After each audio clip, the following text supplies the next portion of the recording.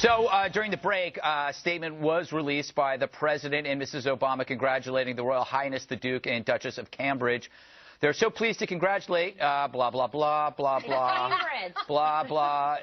The child enters the world at a great opportunity, blah, blah, blah. One question we have, the baby is 8 pounds, 6 ounces.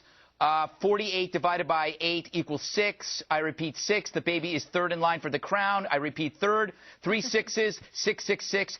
Just raising this question, is the baby the Antichrist? Oh, my God. It's an odd question from the president. But not that unusual from the President of the United States to the royal family. Oh, I guess he could ask those questions. I think it's a little bit crass. I mean, he should be celebrating and not asking whether it's the Antichrist. Use this baby to beat up an Obama just once? Yes. This baby, according to the press release, the Duchess of Cambridge has delivered a son. Number 3, yes. Notes to editors. Number 3, the baby's third in line, yada, yada. He is styled, which means you're going to call him His Royal Highness Prince Blank of Cambridge. And I suggest, you know, they have more than one name. His Royal Highness Prince Barack Obama of Cambridge. Why? Oh, because this is absolutely a monarchy. This is what President Obama wants for here. He'd love a monarchy. You guys are so immature. Anyway, didn't we fight You guys are so immature. Didn't the American Revolution, didn't George Washington lay it down and say, guess what, Britain? We're tired of this taxation without representation, tyranny, monarchy. We're done with that stuff. Listen, why do we make it such a big deal out of it? Who was with us in Iraq and Afghanistan? It was the British. That's a good point. Right? They always are with us. We have a special relationship. We have a very good standing relationship with Britain. Having said that, who wants to take a bet on... Now, the Queen is going to live to be 105, it's like her mother.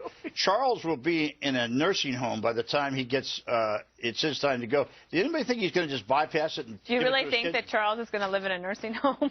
Well, you know, a nursing home in the wing of the palace. But do you think he's going to just pass it over and turn it over to William? Anybody? I don't know. Somebody's got to break it to the baby that his teeth aren't going to get any better. Oh, my God. I do. You know, Greg...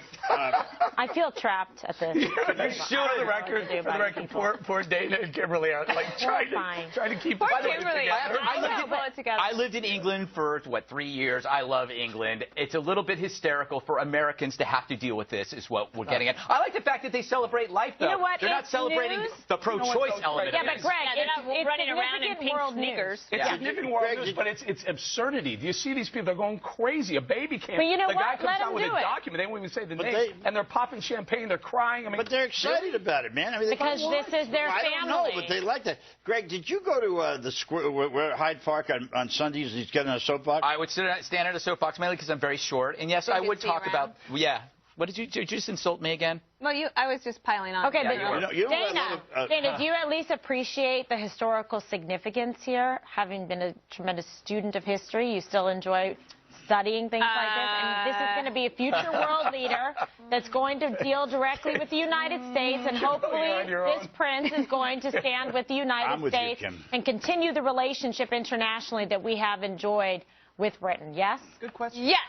But it's true. I think it's I think that's a very good point. And listen, you know, as I said in the show earlier in the week, I've been up every night waiting to hear about this, and I'm delighted to hear about it.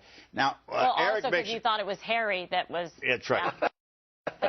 Child's father. Eric makes a good point about the cost of all this thing, but I think Martha may have underestimated. I think she was talking about the revenue from the baby being born. Right. But the monarchy, when people go to England, what else are they going to look at? Well, what are they? They're going to generate $400 million, right? Okay, no. They still sell they're saying that they're going to generate it through beer sales and alcohol sales and whatnot. But that's not really generating anything. That's just making people spend their money. If the royal family's worth $2 billion, which allegedly they're worth, where'd it come from? And what do they get paid to do? Where's this? What do they provide? The House of Windsor has that money. No, Bob. But didn't I hear that the Queen Mother reduced her salary from like $36 million to $32 million this year? For what? She was the Queen Mother. She was a delightful lady. It takes $32 million a year to buy those hats? Well, those are expensive hats. I think they're made out of kittens. But let me put it this way. Eric, you're from New Jersey. I can understand why why you don't quite appreciate the pomp and circumstance of the British people when it comes to something like this. Can you relate this to an American? What would be the equivalent? You know what it is? We don't have royalty here. We have celebrities. So basically, our royal family is the Kardashians. Jay-Z and Beyonce. Yeah. So when the Kardashians pop out a baby, it's the same thing, pretty much. Yeah, but who got the interview with the court? Martha McCallum doesn't sit outside the hospital and wait for. Really? You're going to compare them to the Kardashians? I mean, you guys, come on. Really? That's a tough stretch. They are America's royalty. This is a family that has given a tremendous amount back. Both of the boys serve their country well. I mean, they're not, having meaningless lives. I know they're that. actually In fact, I've often defended them. As is Kate, and I think they're wonderful representatives. I hope it encourages young people to get involved in their communities, to give back. No, I love the fact that those guys are in the military. They actually are doing something very important. I'm not talking about that. I'm talking about the hysteria that we're doing an hour on this. That's what makes me laugh. Okay? Okay. I find it funny that we're doing this. We'll stay after to do your monologue. Yes. I do. It's actually. It has nothing to do with the baby. The baby's adorable. The royal family, God love them. But it's us on the five doing this. Can I just ask you this, Kimberly? Yes. Why do we look up to Kate Middleton? What did Kate Middleton do other than being very attractive and meet the prince? She's gorgeous. I married up. I married up into royalty. I became a billionaire overnight. What did she do? You don't admire her at all, the way she conducts herself. She's in a very important position under a tremendous amount of scrutiny. I think she's a role model to women, to young adults. As equally as I think the youth of America learn a lot from her and the way she handles herself. Can I make a point on the other side of this? Good role model. There's a lot of prime ministers who come and go fairly quickly in Britain. Now, the monarchy has been there. That's the consistent aspect of it. And you've got to give Queen Elizabeth, when she took over and became queen, she was down during the Blitz on London, going through neighborhoods that were being bombed. I mean, she was trying to rally the country together. I think that they do an important job. What? Bombs are dropped. Where are bombs? I'd like to drop some bombs. Where are bombs? I think it's nice to have a tradition. Hitler dropped. 70 years ago. I get it. 60 years, 70 years ago, that bomb dropped. She just became the queen. We still need a monarchy. Dana has a nice comment. Dana? I just said I like the tradition. I think it's nice to have one. I think that I like ours better for us.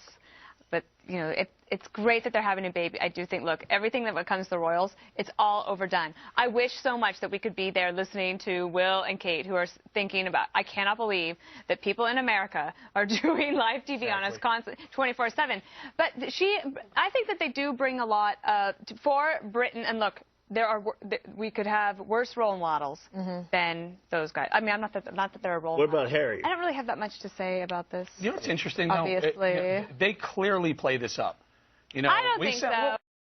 But Dana, we sent Martha McCallum there a week early because we weren't sure when she was due because they didn't want to. They want to create this. Well, I would take the royal baby coverage over the Zimmerman trial coverage any day. I gotta move. They're teasing me. I gotta point out. We're all doing this in good fun. We love England. They're one of our greatest allies. And I was joking about the 666 thing. I don't believe that. I was having fun with numerology because I hate numerology and I hate astrology. So I was making fun of that. I don't really believe the baby is secretly the devil. Just for you people at home that actually believe. I'm a numbers guy, and I was buying into it. You were. Well, you know what, Bob? Because you're a gambler. That's true. You love to gamble. All right. You know what? On this one. The great thing about this is it's not going to end. We're going to have more on the royal baby.